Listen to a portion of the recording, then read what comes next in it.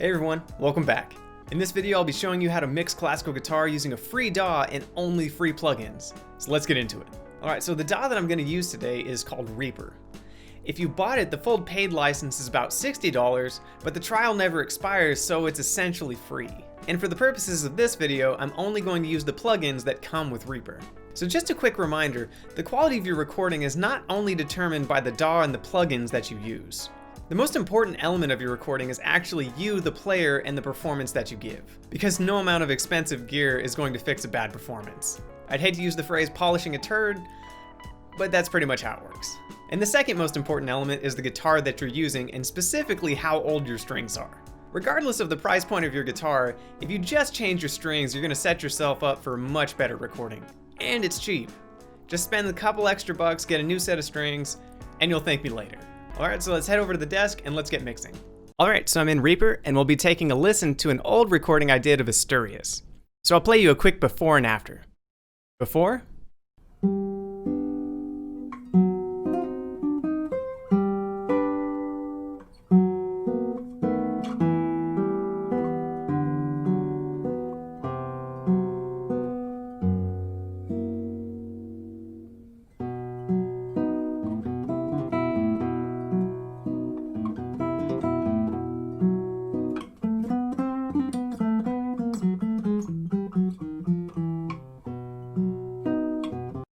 Now after.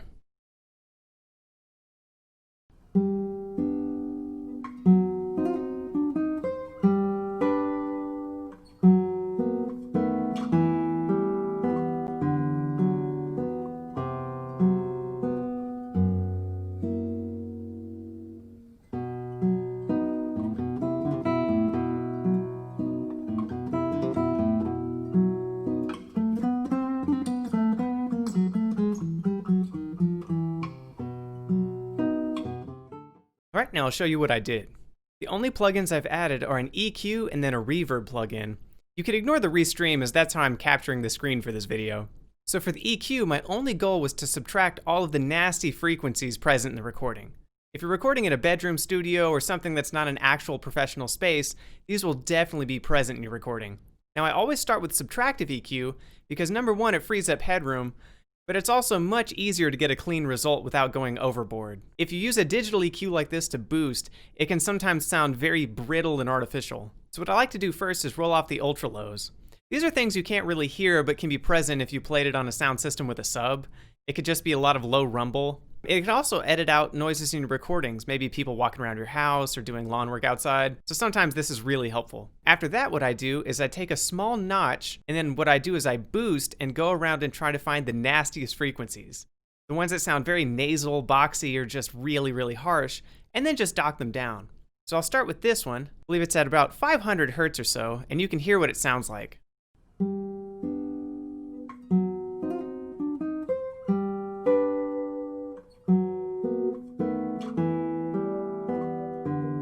That really kind of wonky, boxy sound. It's almost very muddy, especially here.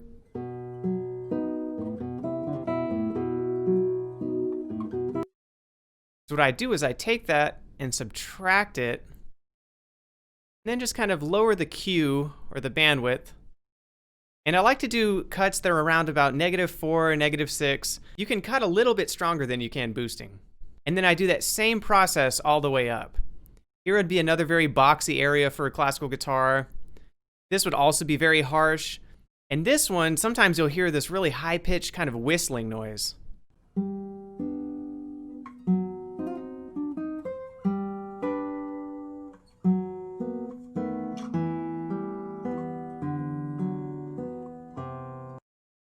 It's almost like a little hiss. So what I like to do is just kind of take that, drop it down. Sometimes this can also be string squeaks. And then once I'm done doing that, is I go up to the very ultra highs and roll those off too.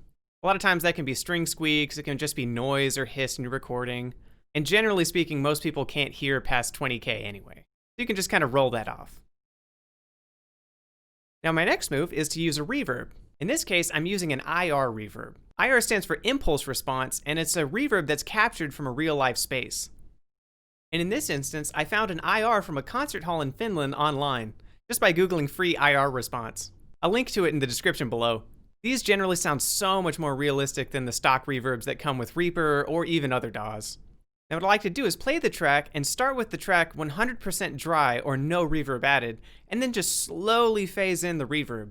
It's really easy with classical guitar to go overboard, and then you sound like you're playing guitar at the bottom of a well with a girl from The Ring. So 100% dry. I'll slowly fade this in.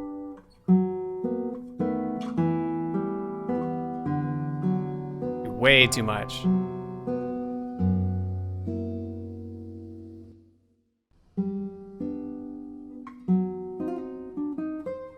What I like to do is kind of hit the spacebar and stop the recording. You can hear exactly how much reverb is added. So this sounds about right. You want to have enough reverb to create the impression of a space, but not go overboard to where it's distracting from the music. And then once you do that, you're pretty much done. Like I said, most of the effort in doing a recording comes from the actual performance. The mixing that you do afterwards is mostly just icing on the cake. Just a little bit of EQ to clean it up, a little bit of reverb, and that's pretty much all you need. Now with another recording, I might do some more intricate moves, but less is definitely more when it comes to mixing classical guitar. That's my time. If you enjoyed this video and found it helpful, please like and subscribe. If you have any questions or comments, please leave them down below. See y'all next time.